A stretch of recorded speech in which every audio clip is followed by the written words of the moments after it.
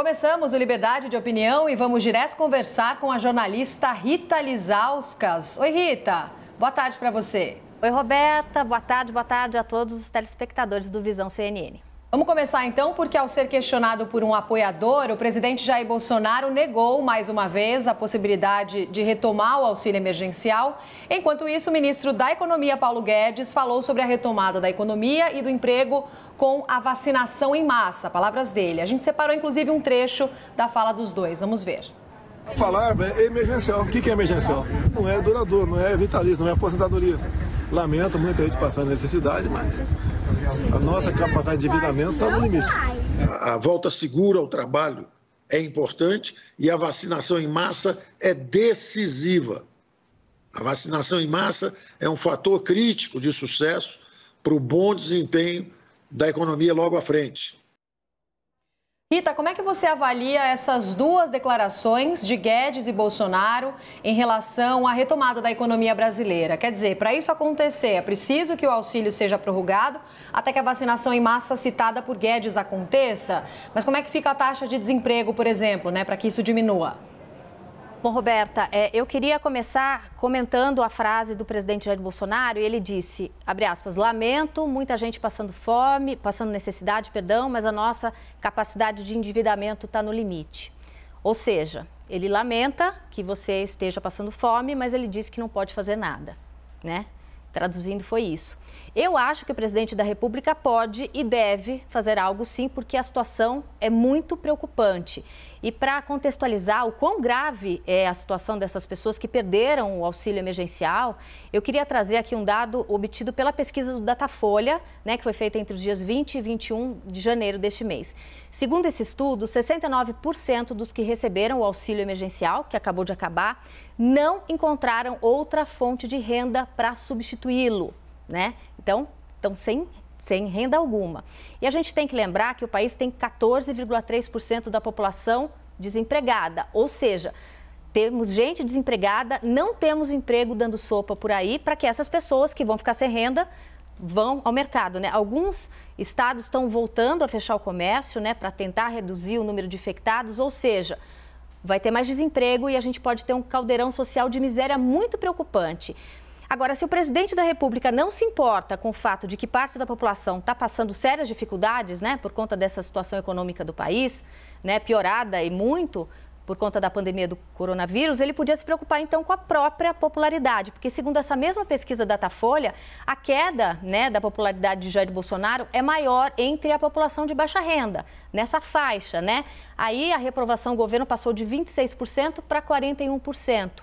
E, no geral, Bolsonaro é considerado ruim ou péssimo por 40% da população, ante 32% da pesquisa feita em dezembro. Ou seja, são essas pessoas que estão olhando para o que está acontecendo e estão julgando o governo do presidente Jair Bolsonaro. E a volta do auxílio é vista como necessidade, até pelos principais candidatos à presidência da Câmara, do Senado, e por Paulo Guedes, o ministro da Economia, que defende ali um novo Bolsa Família, ou seja, há consenso de que algo precisa ser feito, que algum tipo de ajuda precisa ser dada a essas pessoas mais vulneráveis, É bom pontuar, já que a gente trouxe tanto a fala do presidente quanto a do ministro da Economia, que o próprio Paulo Guedes só acredita numa retomada segura do trabalho com a vacinação. E como a vacinação ainda engatinha, é fácil fazer essa conta, O que a gente vai fazer com essas pessoas que estão sem renda alguma nesse meio tempo? A gente vai deixar passar fome? Então é um desafio muito grande do governo Bolsonaro nesse momento e ele não pode dizer que não é com ele, Vamos para o próximo assunto então, Rita. O ministro Ricardo Lewandowski, do Supremo Tribunal Federal, autorizou a abertura de inquérito para apurar a atuação do ministro Eduardo Pazuello no colapso do sistema de saúde de Manaus. O vice-presidente da República, Hamilton Mourão, afirmou que Pazuello tem feito um trabalho competente, mas defendeu a investigação. Vamos ver. Eu, pelo que eu tenho acompanhado o trabalho do ministro Pazuello, sei que ele tem feito um trabalho meticuloso e de forma honesta e competente. Então, se investigue e se chega à conclusão do que aconteceu na realidade. O ministro Ricardo Lewandowski deu um prazo inicial de 60 dias para que essa investigação seja concluída e determinou o depoimento de Pazuello para esclarecer ações adotadas e o envio dos autos à autoridade policial para que essa investigação seja realizada. Rita, qual que é a sua avaliação sobre essa abertura de inquérito para apurar a atuação de Pazuello? O ministro é um dos responsáveis, de fato, pelo colapso total da saúde em Manaus e pelos problemas que estão ocorrendo em outras regiões também? Bom, Roberta, eu acho que o STF autorizou a abertura de inquérito porque há fatos graves e há provas, né? Porque o próprio Ministério da Saúde já admitiu que a pasta, o Ministério sabia que desde o dia 8 de janeiro que havia escassez de oxigênio em Manaus, ou seja, sabia uma semana antes do colapso. No pedido de abertura de inquérito feito pela PGR, né, o procurador Augusto Aras, ele usou um relatório de ações feito pelo próprio Ministério da Saúde. E o que diz esse relatório? Que a pasta, comandada pelo ministro Pazuello, teve conhecimento da falta de oxigênio no dia 8 de janeiro. Então, é só fazer aí uma linha do tempo. E ele começou a entrega de oxigênio no dia 12. No dia 14 de janeiro, véspera, né, daquelas cenas horríveis de falta de oxigênio que a gente assistiu, né, dia em que as pessoas começaram a morrer asfixiadas nas UTIs de Manaus, em vez de mandar mais oxigênio, o Ministério da Saúde mandou cloroquina. Cerca de 120 mil comprimidos de um medicamento que sabidamente não tem eficácia para o coronavírus. Então, em vez de oxigênio, né, o que foi enviado pelo Ministério? O tal do tratamento precoce, que não faz efeito nenhum, cuja eficácia já foi completamente descartada. Bom, daí depois que o escândalo já estava posto, né, que as pessoas começaram a morrer sem ar, o ministro Pazuello negou que ele tenha recomendado cloroquina, sendo que há vídeo dele ao lado do presidente da República, Jair Bolsonaro, sabe, naquela live de quinta-feira, os dois dizendo que tinham mandado cloroquina para Manaus. Ou seja, houve aí uma sequência de atos, documentado pelo próprio Ministério da Saúde, que culminaram com a morte dessas pessoas. Então, aqui, eu acho importante pontuar que, além da falta de oxigênio, tem uma outra coisa que eu considero muito grave. O fato do presidente Jair Bolsonaro e também do ministro Eduardo Pazuello prescreverem medicamentos como a cloroquina como se eles fossem médicos. Eles não são médicos, né? E não só no caso de Manaus, mas desde o começo da pandemia, o presidente Jair Bolsonaro indica medicamentos para a população brasileira, medicamentos, né, ineficazes, como a gente já disse, ele faz chacota, coloca em dúvida o que realmente funciona, que é a vacina, o mundo inteiro sabe disso. Agora, será que o Ministério foi culpado, né? Foi a pergunta que você me fez. Isso quem vai dizer é o STF. Mas esse negacionismo científico, o desprezo pela ciência, tudo que a gente tem assistido nesse último ano, precisam, né, ser analisados e punidos. O ministro Eduardo Pazuello até tentou fazer o certo ali, né? Em outubro ele anunciou que o Ministério ia comprar a Coronavac, mas aí ele foi desautorizado por Bolsonaro, né? Teve que recuar, deixou-se humilhar em um vídeo, né, junto com o presidente, em que ele dizia o seguinte: é simples assim, um manda, o outro obedece. Pazuello dizendo, né? Mostrando que quem manda é o presidente Bolsonaro e não ele. O que me leva a crer que agora a PGR, né, e o STF vai ir atrás de quem obedece e não de quem manda. Então fica aí a dúvida, né? Quem que é o real culpado por tudo que aconteceu em Manaus e por tudo que está acontecendo no país? Quem manda ou quem obedece? Vamos para o terceiro assunto, então. O lote de insumos para a fabricação da Coronavac vai ser enviado para o Brasil.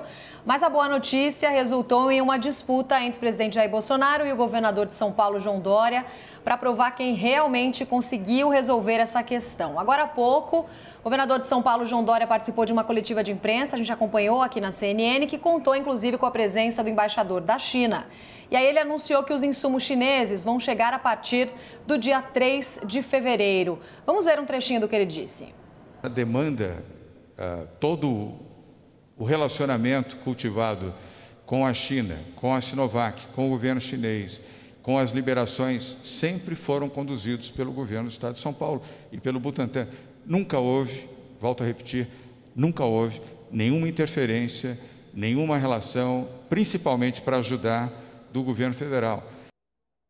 Depois dessa declaração do governador João Dória, Jair Bolsonaro garantiu nas redes sociais que a Embaixada da China já tinha informado o governo federal que a exportação foi aprovada e que o material estaria sendo enviado ao país. Rita, qual que é a sua avaliação sobre mais um capítulo que a gente está acompanhando dessa disputa entre Dória e Bolsonaro? Bom, Roberto, é a guerra da vacina, né? Infelizmente. Antes de entrar no mérito, quem tem razão, se é que alguém tem razão, né, nessa disputa política, eu queria notar a mudança de tom de Jair Bolsonaro com a China. Ele foi cordial com o governo de Pequim, publicamente, né, usando ali suas redes sociais, agradeceu a sensibilidade do governo chinês pela liberação dos insumos, né, necessários para continuar a produção da Coronavac pelo Instituto Butantan, sinalizou que as negociações para a liberação dos insumos da AstraZeneca também estão encaminhados. É bom a gente não esquecer que tanto o presidente quanto os filhos, os ministros, né, principalmente o ex da Educação, o Abraham Weintraub, que já foi, e o próprio ministro das Relações Exteriores, Ernesto Araújo, passaram meses fazendo piada da Coronavac, colocando a culpa da pandemia na China, chamando o SARS-CoV-2 de vírus chinês, por aí vai. Então é muito bom ver que o governo de Jair Bolsonaro sentou na mesa dos adultos, descobriu que não dá para ser ideológico quando o assunto é política internacional. O próprio Araújo foi ao Twitter agradecer e ressaltar o quão construtiva é a relação do Brasil com a China. Enfim, um tom completamente diferente. O governador João Dória, que foi o fiador da Coronavac, né, desde o início da pandemia, não gostou do que viu, veio a público dizer que a versão federal para a liberação dos insumos não é verdade, repetiu isso hoje nessa coletiva, a gente viu agora há pouco, disse que todo o processo de negociação foi realizado pelo Butantan, pelo governo de São Paulo. Ou seja, ele engrossou o caldo, ele não aceita dividir nem a paternidade da Coronavac, nem a paternidade dos insumos da Coronavac. Mas eu queria lembrar que semana passada o próprio Dimas Covas, diretor do Butantan, veio a público há 7 dias, disse o seguinte, abre aspas, se a vacina agora é do Brasil, que o nosso presidente, Jair Bolsonaro, tem a dignidade de defendê-la e de solicitar, inclusive, apoio do seu Ministério das Relações Exteriores na conversa com o governo da China. Ou seja, eles pediram a intervenção do governo federal. Na minha opinião, a questão é, Bolsonaro vinha perdendo essa batalha da vacina por WO, né? Se desgastou no episódio da falta de oxigênio de Manaus, que a gente falou há pouco, já entendeu que precisa ficar bem na foto, lembrando que a primeira imagem, a primeira foto, vacinando foi do João Dória, para desespero do governo federal. Então é uma briga que, na verdade, não interessa a ninguém. O que a gente quer saber é quando vão ter mais vacinas, né? Eu não estou interessado em saber se o pai da vacina é Bolsonaro ou Dória. O que a gente quer é vacinação rápida. E ainda assunto sobre as vacinas, o presidente Jair Bolsonaro disse que o governo continua estimulando a compra de vacinas por empresários.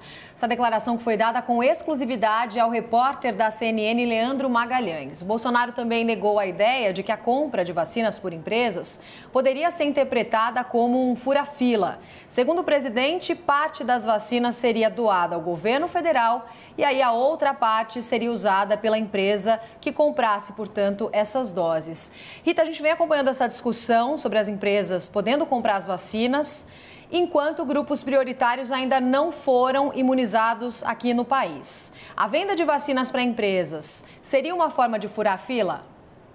Bom, é um assunto super complexo, né? E um cenário em que está cada vez mais claro que o governo federal não comprou vacinas com antecedência, porque não quis, a gente viu. Aqui no site da CNN, inclusive, tem a matéria mostrando que a Pfizer está oferecendo doses para o governo brasileiro desde agosto do ano passado, né? E o governo virou as costas. Então, assim, e o governo também parece tranquilo, né? Com as míseras 12 milhões de doses de Coronavac e AstraZeneca que estão disponíveis hoje e que não são suficientes para imunizar nem o grupo prioritário. Então, nesse contexto, dá para entender o desespero de alguns empresários que querem a retomada da economia e que sabem, assim como o ministro Paulo Guedes, que a gente viu há pouco, que essa volta ao normal, né, passa pela vacinação. Então, olhando por esse ângulo, alguns argumentos em favor da vacinação privada podem soar até razoáveis, mas não são, no meu ponto de vista. Primeiro, vou explicar, porque mesmo que parte dessas vacinas, né, que fossem compradas pelas empresas, fossem doadas para o SUS, a parte que ficaria em posse dessas empresas seria usada ali para vacinar os funcionários dessas companhias, né? Pessoas que não necessariamente são as mais vulneráveis durante a pandemia. Ou seja, teríamos sim uma furada de fila e autorizada pelo governo, que, a meu ver, é ainda pior. Pensa comigo. Se você vacina um executivo de 30 anos, né, sem comorbidades, antes do meu pai, que é idoso, que é hipertenso, que é diabético, que está na fila, que tem 70 anos, você vai estar imunizando alguém que corre menos risco de ficar gravemente doente pelo coronavírus, antes de alguém que tem mais risco, no caso, meu pai, que tem 70 anos, bate na madeira. Se o governo liberasse, podia até não ser ilegal, né? Se tivesse essa liberação, mas seria com certeza imoral. Tanto seria imoral que várias empresas que participaram dessas negociações de compras de vacina já pularam fora dessa história, porque são responsáveis com a própria imagem, já se deram conta de que é indecoroso esse tipo de coisa. Agora eu vou destacar o que os cientistas têm dito em relação à vacinação. Vacinação é uma estratégia coletiva, só dá resultado se for em larga escala. Só vai dar certo se o governo federal, que tem dinheiro para comprar vacina, gasta 2 milhões de reais com chiclete, não vai comprar vacina? Pois é. Além de tudo, o governo tem dinheiro e a obrigação constitucional de prover saúde para a população. Tem que levar isso a sério e não pode delegar essa obrigação para a iniciativa privada. Sabe como que a gente erradicou a paralisia infantil no Brasil, por exemplo? Não foi vacinando de forma privada, foi vacinação em massa pelo SUS. Então, a gente não pode correr o risco, Roberta, de somente quem tem dinheiro ou quem tem emprego, né, em uma dessas empresas que estão dispostas a comprar vacina, sejam vacinados. A vacina tem que ser para todo mundo, tem que ser de graça e tem que ser já. A gente já está perdendo tempo. Em tempo, né? Vamos esclarecer. A filial brasileira da farmacêutica AstraZeneca negou em nota hoje mais cedo que pretende vender as vacinas contra o coronavírus para o setor privado. Já está no site da CNN, matéria da Raquel Landim, e que assim seja, né? Que essas vacinas sejam vendidas apenas para o setor público. Tá certo, Rita. Obrigada. Até amanhã.